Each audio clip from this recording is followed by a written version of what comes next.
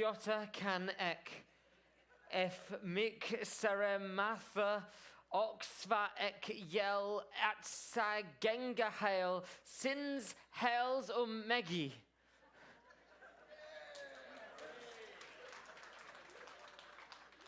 That's Norse medicine, by the way. It was a short incantation from an ancient Norse poem, Havamal, which is the sayings of the High One, in which Odin boasts of 18 magical songs or spells that he knows. And that one is for healing. The way that Henry Adams Bellows translated it, it goes like this. A sixth I know, if harm from a man with a sapling's root shall shoot, whate'er the foe I face has wrought, on himself shall fall the hurt, and I shall be whole and sound. So picture the scene. Odin gets wounded, maybe shot with an arrow made from a tree, and instead of bleeding out, he recites this little chant, and the injury bounces back to the attacker. Odin heals, the attacker suffers, job done. Now, this wasn't voodoo. This was medicine. At least, it was as close to medicine as you could get in the Viking world. Of course, medicine has changed a huge amount since then, and nowhere knows that better than St. Anthony in Newfoundland, a town with healthcare at its very core. But of course, it hasn't always been that way. For most of history, medicine in the far reaches of Newfoundland, Canada's easternmost province, had more in common with Nordic incantations and a few dried leaves than anything you'd see in a modern hospital. And just as Newfoundland itself was late to the Canadian Party, joining as the 10th province in 1949, it was also late to modern medicine. In the capital, St. John's, medical care began improving in the 19th century. But for the remote coastal outposts, that change wouldn't come for another generation. It took the arrival of Sir Wilfred Grenfell in 1892 with the Royal National Mission to Deep-Sea Fishermen to change everything. And what he brought wasn't just antiseptic and bandages. This man revolutionized healthcare in this isolated region. And he did it in a way that proves something far more powerful than medicine. Let's start with Grenfell himself. Born in 1865 in Cheshire, England, Wilfred Grenfell was the sort of man who could charm a congregation one day, amputate a leg the next day, build a schoolhouse at the weekend. He trained as a doctor in London, but it was a talk by the Royal National Mission to Deep-Sea Fishermen that changed the course of his life. Because they needed doctors, and he volunteered. And just like that, he found himself aboard a hospital ship, sailing off to the icebound coast of Labrador and northern Newfoundland. He was there to minister to the forgotten fishermen of the North Atlantic. Now, when I say hospital ship, don't picture something sleek and shiny. Grenfell's first medical vessel, the Albert, was a converted fishing boat with sails and a couple of bunks. Sterility was aspirational. But it floated, and it had supplies. And back then, that was more than most communities here had ever seen. But what Grenfell found when he got here shocked him. Tiny fishing villages, cut off from the rest of the world, people living in poverty, suffering from injuries, infections, childbirth complications, diseases like tuberculosis, and no access to doctors for hundreds of miles. The only medical treatment you could get was whatever a neighbor could remember or whatever someone's grandmother swore by. So he got to work, not just with scalpels and sutures, but with an entire medical mission. He built hospitals, he trained nurses, he organized dog sled teams to reach patients during the winter. He traveled by boat, by horse, most famously by dog sled, carrying morphine and medical kits across these frozen bays. And he didn't stop at medicine. Grenfell helped establish schools, orphanages, cooperatives to give people a better shot at life. And he raised funds in Britain and America, recruited volunteers, and somehow he turned the Labrador coast into a place of opportunity and possibility. And the people here truly love him for it. In a way, he was this region's own Odin, though admittedly more likely to recite prescription orders than poetry. But nevertheless, his impact on this region has become legendary. Take, for example, the time that he amputated a man's arm on a schooner in the middle of a North Atlantic storm. There were no operating theatres, there was no overhead lighting, there were no trained assistants, just Grenfell, a fisherman in agony, and a ship tossing so hard that the deck became a pendulum. He administered chloroform as best he could. Remember, this was the 1890s. And he used the ship's galley table as the operating surface. He tied off the arm, he made the cut, and stitched up the man before the next wave could throw him against a bulkhead. And the man survived. He went on fishing with one arm, because out here you don't stop, you adapt. But then there's the famous ice pan incident of 1908. And this is both inspirational and miraculous. Grenfell had been called out to this remote village to treat a boy with a severe illness. And it was early spring, sort of not quite winter, not quite thaw. And he was traveling by dog sled across the frozen bay. But the ice gave way, and the sled plunged into the sea. So Grenfell only managed to scramble a little bit and get onto this drifting ice pan with his dogs and a few supplies. For 48 hours, he drifted in the North Atlantic, exposed to wind, hunger, brutal cold. To stay alive, he sacrificed 3 of his sledge dogs. He cut them open, he wrapped himself in their fur for warmth. A grim but life-saving decision. And he was eventually rescued by local fishermen, frostbitten, half-frozen. And when he returned to the village, he apologized for the delay. Later, in a stroke of both practicality and fundraising genius, he turned the story into a book and a lecture tour, and he raised thousands of dollars for the very hospitals that he had nearly died trying to serve. Grenfell wasn't just a doctor. He was a builder, a preacher, fundraiser, a frontline responder, and with a bit of explorer, adventurer, and occasional lunatic thrown in for good measure. People here tell stories about him like they're family legends, because in a way, he is. His legacy isn't just in the Grenfell historic properties in St. Anthony, or the hospital that bears his name. It's in the fact that people are still here at all. You see, there are some industries where doing things the old-fashioned way is a badge of honor. Hand-churned butter, single-origin beans ground by a mustachioed man in suspenders, knitting your own socks from locally shorn sheep. Medicine's not one of those industries. We're not nostalgic for leeches. No one brags about having had their legs sawn off without anesthetic. There's a reason we don't say, they don't stitch wounds like they used to. And standing here thinking about how much impact Sir Wilfred Grenfell made in Newfoundland, arriving by ship no less, with this British medical mission, I couldn't help but wonder, how has medicine at sea changed over the centuries? We know the story of land-based medicine, from bleeding to penicillin, from Florence Nightingale to MRI scanners. But what about here, in the middle of the ocean? What did Vikings do with a drunken sailor? What about the Spanish Armada a few centuries on, or the British Navy during the Industrial Revolution, or whalers and merchant ships out in the Atlantic, far from any help?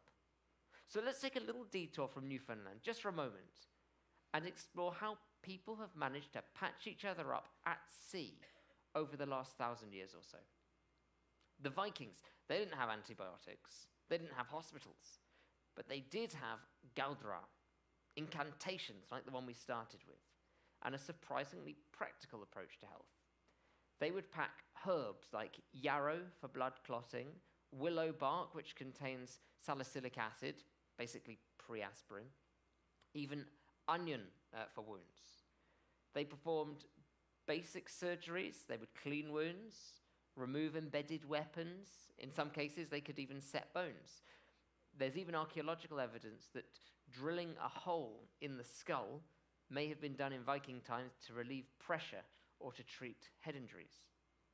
But they also believed in magic, and runes and healing charms were certainly considered a part of the medical toolkit. A good healer knew herbs, but they also had a few chants up their sleeve. As for dentistry, you just didn't smile too wide. And then fast forward to the great maritime empires, the Spanish, the Portuguese, the Dutch, the British, sailing for months at a time across oceans with hundreds of men crammed into these wooden ships, often with no fresh food or water.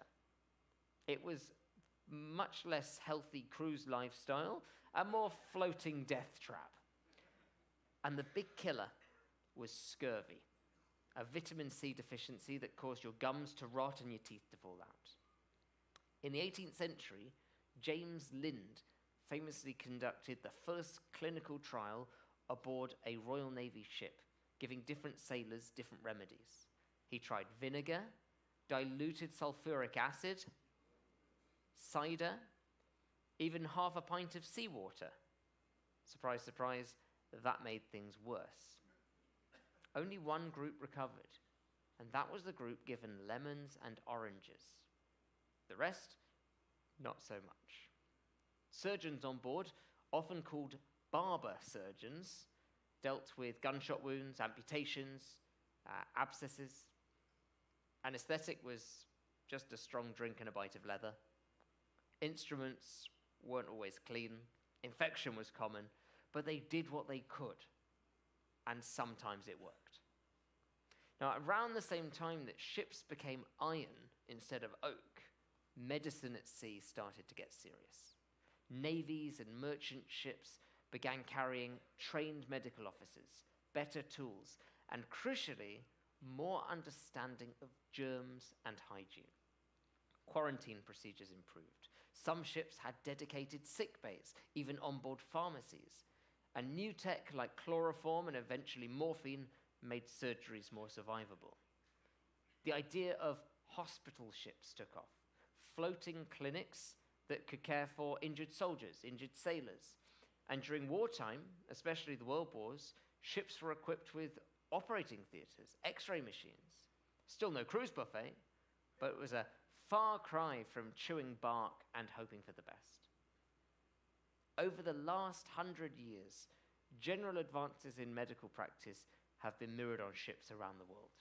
Ships sailing the world's oceans today operate under the International Maritime Organization's SOLAS Convention, meaning safety of life at sea. And this convention requires ships to carry medical supplies and equipment appropriate to the crew size and the voyage duration. So on cargo ships, at least one officer has to have medical training, and of course on cruise ships, that number goes up. These days, your average cruise ship clinic is better stocked than most rural health posts on land. We've got real doctors, 24/7, ICU-grade equipment, defibrillators, ventilators, X-rays, the works. There's a pharmacy, isolation rooms, even a plan for zombie-level pandemics, just in case. On a cruise ship like this, you're not just getting first aid, you're getting proper care, backed up with telemedicine links to specialists ashore. So yeah, medicine at sea has come a long way, from runes and rum to retractable syringes and high-speed Wi-Fi. When Grenfell sailed into Newfoundland in 1892 with his little hospital ship, he was part of a long maritime tradition, but also a turning point. He brought modern medicine to the North Atlantic at a time and place where it was still a radical idea. But he was also part of a centuries-old tradition of trying to provide healthcare. Because what began with chance and gut instinct eventually became gauze, x-rays, surgery, and preventative care. But there's one thing that's never changed over all that time, and it's not doctors' handwriting.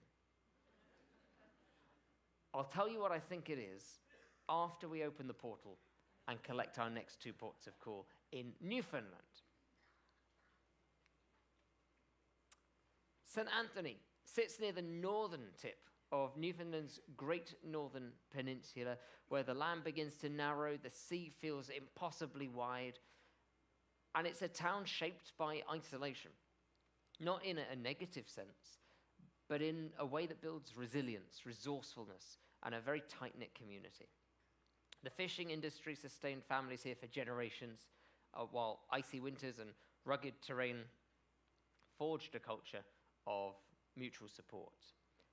It's also where Sir Wilfred Grenfell set up his medical mission, and so he turned this town into a centre for healthcare in the north.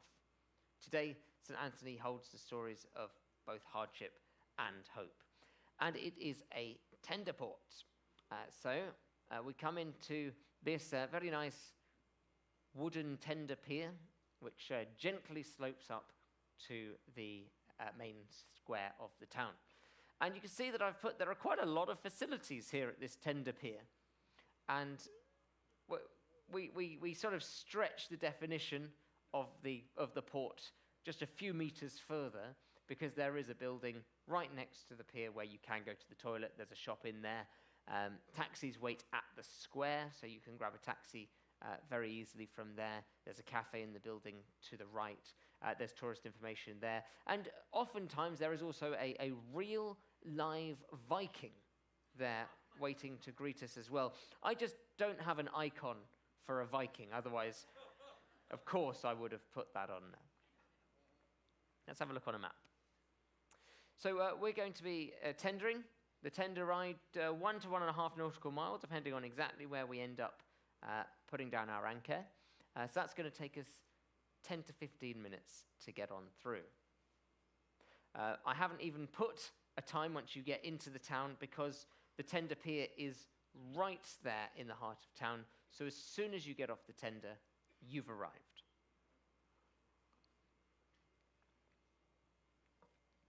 All right, top 7 for St. Anthony.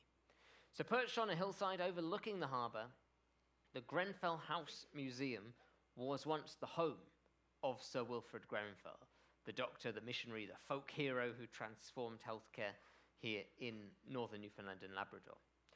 The house was built in 1909, and the house remains much as it was, filled with original furnishings, personal artifacts, mementos from his own travels, and you can explore the whole house, step into his study, into the family's living quarters, gain insight into the daily life of this man who has left such a lasting mark on this region.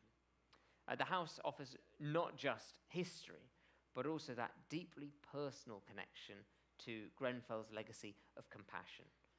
And right behind it, you can climb up into the forest and go for a wonderful forest hike. And so follow that red staircase up, you go around the back of the house, the path starts right there. Take it as long as you want to go. This is right by the port.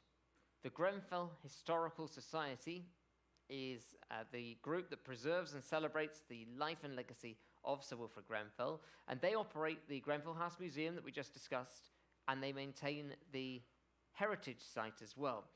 There's a striking statue of Grenfell here with one of his beloved sled dogs. They overlook the harbour. Inside the visitor centre, you'll find a free-to-enter gift shop stocked with locally made crafts, books, souvenirs, perfect for a browse. There's also a museum that you pay to go into. There's free Wi-Fi, so you can use it as a good moment to just sort of check in and connect, maybe just for a quick break. But it's a very welcoming hub for stories, for memory, and this sense of place. This is a really good place to either start your day or indeed end your day, because it's very convenient as we come in or out of the port. A powerful series of murals by the Quebec artist Jordi Bonnet can be found in the circular entrance of the hospital, the Charles S. Curtis Memorial Hospital. It's not a gallery. It is right where patients and families go in and start their experience in the hospital. But it's also open for visitors to pop in and have a look. Created in 1967 to honor Sir Wilfred Grenfell, these striking concrete and mixed media panels depict scenes of service, hardship, and healing along the Labrador coast.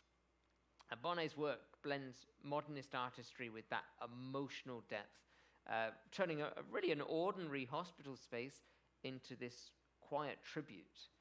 It's a moving reminder of Grenfell's legacy. It's not just in history books, it's in everyday life here.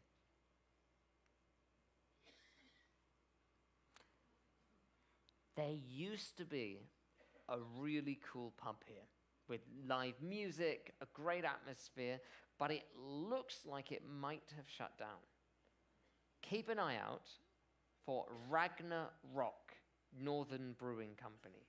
Ragnarok Northern Brewing Company. It's just off the main grassy square, just in case it's still there. But if not, and you still want to try iceberg beer, you can go all classy and head to the supermarket. Coleman's Food Centre. Iceberg beer is only available in Newfoundland. And true to its name, it is made from the water of Arctic icebergs that have been swept down Newfoundland's Iceberg Alley. It's produced by Kirividi Brewery, which is in St. John's. Comes in these cobalt blue cans, but if you're really lucky, you'll find that blue glass bottle. But you're more likely to find the glass bottle in St. John's. In Coleman's, you'll probably find it in a similar blue, but in a metal can. Fishing Point Municipal Park sits at the edge of St. Anthony, and it's where land meets sea in a beautiful, dramatic fashion. It's a scenic spot to just breathe in the salty air, to take a coastal walk, to scan the waves for whales and icebergs. And the park is home to the Fox Point Lighthouse, which is a small but iconic beacon perched on the cliffs, and it's one of the best photo ops in town. There's a well-maintained trail network, there are interpretive panels about the local marine life, there's a cafe there nearby for warming up or cooling down, depending on how fast you walk, and it's a favorite stop for both locals and visitors. It's only about a half an hour walk to get there, or you could grab a taxi, a local ride out. So, Meadows National Historical Site is one of the most extraordinary places in Newfoundland because it's the only confirmed Norse settlement in North America. Dates back over 1,000 years, and it's located about 40 minutes from St. Anthony. It marks the spot where Viking explorers landed long before Columbus. Now, the site itself doesn't open until June the 1st, but it is still well worth the drive-by to take in the dramatic coastal setting. Imagine what those early Norse ships might have seen. It's the visitor center that's closed. So the visitor center won't be open whilst we're there, but they've got some recreated sod buildings that you'll be able to see. You won't be able to go into them, but you get a sense from around the external of the site. The sense of history in the landscape is unmistakable year round. And if you are making a way out here, then you'll be very close to seeing this statue. And so it's worth just driving a little bit further on to see the statue of Leif Erikson, standing proudly just beyond Lansdowne Meadow. Now, this was erected on a grassy bluff overlooking the sea, a bronze monument honoring the Norse explorer who's believed to be the first European to set foot in North America. It was going to be around the year 1000 AD. Leif was the son of Eric the Red, and we'll talk more about Eric the Red tomorrow. And the expedition was short-lived at Lansdowne Meadows. The statue offers a windswept but unforgettable photo stop. I recommend popping out there if you're very interested in the Viking side of things. Here they are on a map.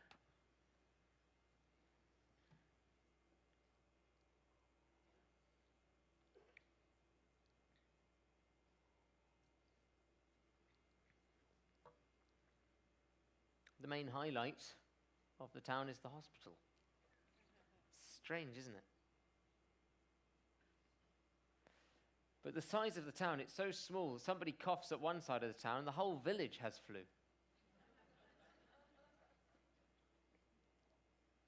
All right, let's move on to St. John's now, not to be confused with St. John. So if you're doing your own research, which I always encourage to have a look and see what else is out there beyond my top picks, St. John's is in Newfoundland, St. John is in New Brunswick. They're different places. We're going to St. John's, apostrophe S. This is the capital of Newfoundland and Labrador. It's one of the oldest European settlements in North America. It's a working city. It's got strong ties to the fishing industry, military history, government. The population is a mix of long-established local families, but then students, people who've come across from the whole province to come in for work or for services. So you'll hear some really distinct accents. You hear some local slang, plenty of humor. The city has a strong cultural identity, shaped by isolation, by tough weather, by a long history of just doing things their own way. And in quite an unusual case, we're parking on the road. So I wanted to show you the picture from above. I took this photograph on board the ship. So we really are parking on the road. I just hope Captain Paul is good at parallel parking. Because we're just on the roadside, the facilities at this port are actually pretty slim. As you head out the fence, you can pick up a taxi, and generally there are people that wait just out of view here, handing out some maps. But that's about it when it comes to facilities in the port itself. But because we're just parking up in the city centre car park, it's very close. Fantastic. Again, I don't need to put a walking distance because you're already on the road. You are there. You just need to get off the ship. So very, very close. Most things here are walkable. Obviously, some things are further, but you could have an amazing day without walking more than 10 minutes from the ship. Here we go. Top 9. Let's go shopping. St. John's has a wonderful downtown area, loads of shops, cafes, bars, restaurants, and it is super close to the ship because the harbour is already in downtown. All you need to do is go out of the port, walk 1 block in. It's a tiny bit uphill, but 1 block in, and then you're there already. The main street is called Water Street, and that gives you an indication of how close it is to the water. The Newen wine vaults.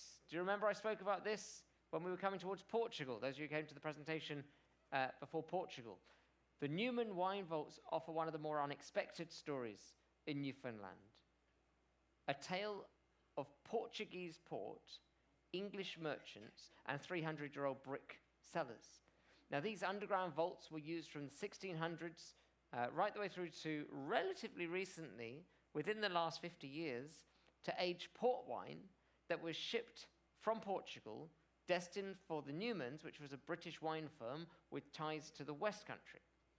Now, the cool, damp climate of Newfoundland turned out to be perfect for maturing their fortified wine. Today, the site is operated by Heritage Newfoundland, and it can be visited. It's a small place, but it's fascinating. I really enjoyed the tour. They give you a little taster as part of the tour as well, and you go through the old cellars where there's lots to read on the signage, lots of artifacts to go and have a look at, take pictures of. Very, very interesting indeed. You just walk all the way along the waterfront to the more commercial end of the port. The rooms is Newfoundland and Labrador's largest cultural space. It combines an art gallery, museum, and the provincial archives, all under one strikingly modern roof. It's located on a hill that overlooks the downtown St. John's area, and it's where the province's stories are collected, they're preserved, and they're shared, from indigenous history, early European settlement, to the cod fisheries, wartime service, right the way through to contemporary art. The building itself is inspired by the traditional fishing rooms, where families would process their catch, and so that's how it got its name as well. And inside you'll find rotating exhibitions, community events, panoramic views as well from the cafe. And it's an ideal place to get a deeper sense of Newfoundland's unique identity and history. This is amazing. The Basilica Cathedral of St. John the Baptist is one of the most significant religious and architectural landmarks in the province. Completed in 1855, it was the first Roman Catholic cathedral built in North America in the Latin cross style, and it remains a symbol of the Irish Catholic heritage of the province. It was built from local and imported stone, and its twin towers rise above the city skyline, so you can see it from the ship. Inside, the space is peaceful, it's ornate, it's got these intricate stained glass windows, historic religious art, and it continues to serve as an active place of worship as well.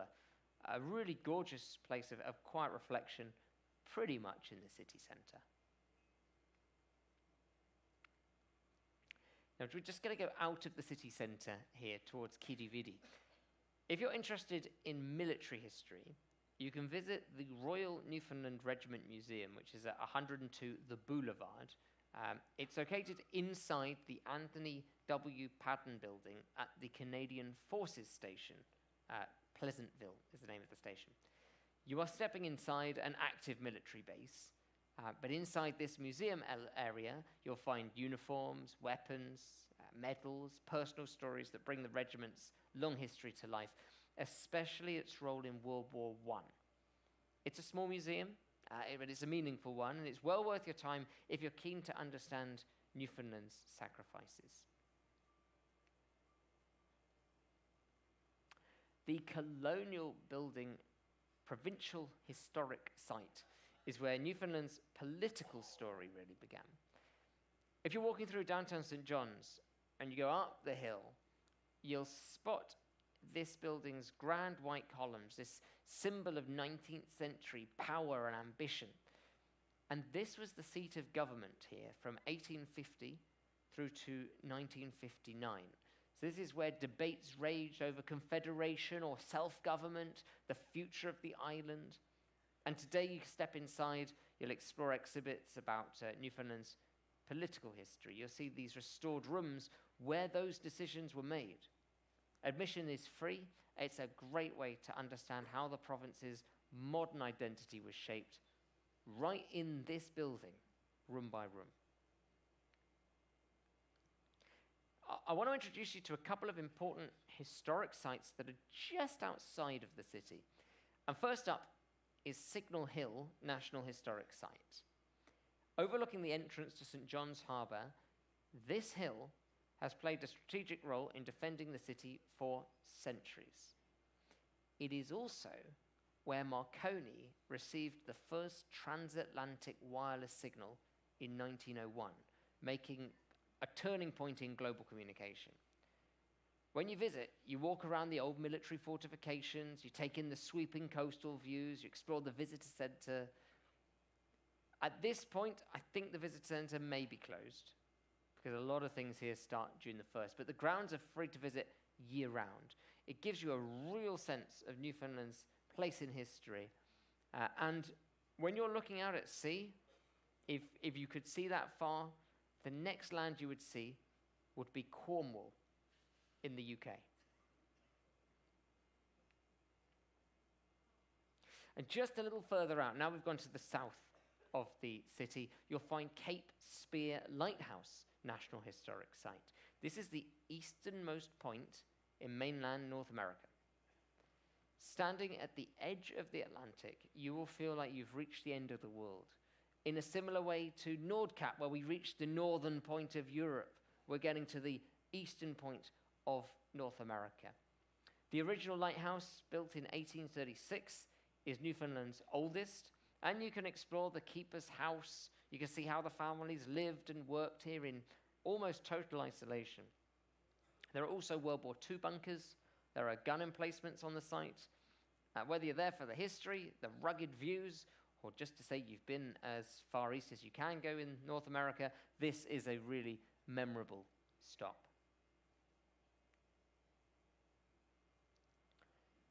St. John's is a mile marker 0 of the Trans-Canada Highway, but it's also mile 0 of something else, something very moving, very emotional. This is where Terry Fox began his Marathon of Hope in 1980, dipping his artificial leg into the Atlantic Ocean before setting off westward to raise money for cancer research. Terry was just 21 years old. He'd lost his leg to cancer 3 years earlier, and instead of giving up, he set out to run across Canada a full marathon every day on one leg. His goal was to raise $1 for every Canadian, and he made it over 5,000 kilometers before cancer returned and forced him to stop.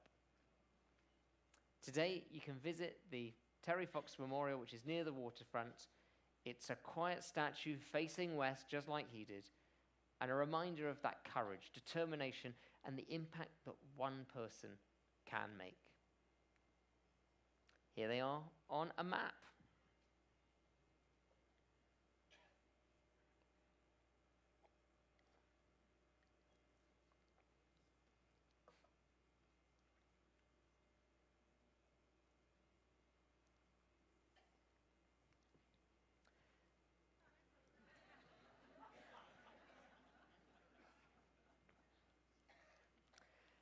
So what is it that hasn't changed in medicine since the time of the Vikings?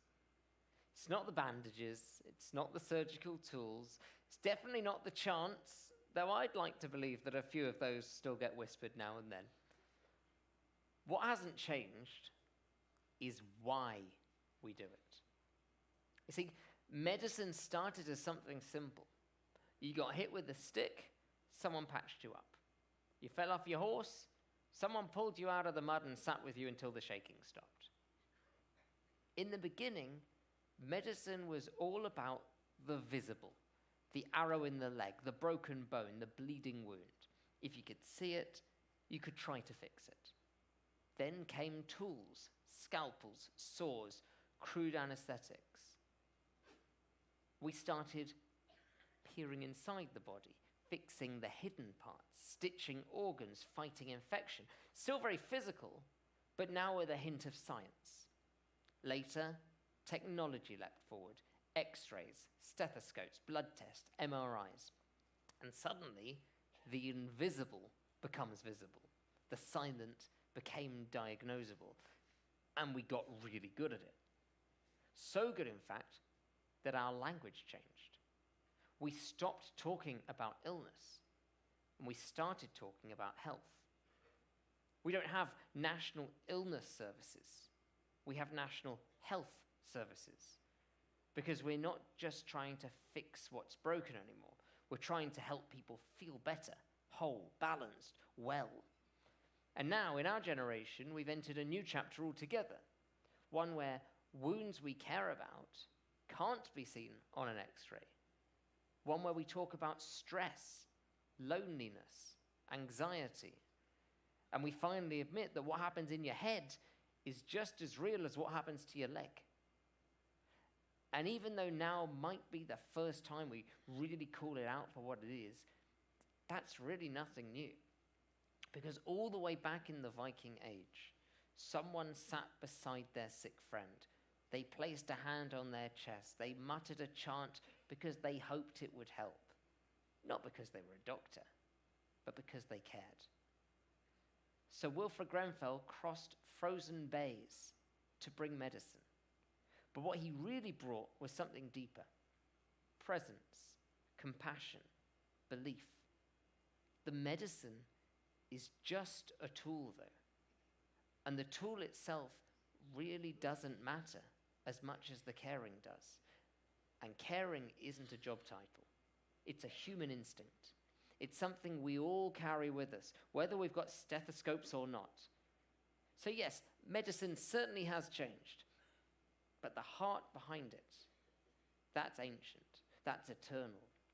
And that's why, whether you're Odin with a chant, Grenfell with a dog sled, or just someone else holding someone's hand, you're part of that tradition too.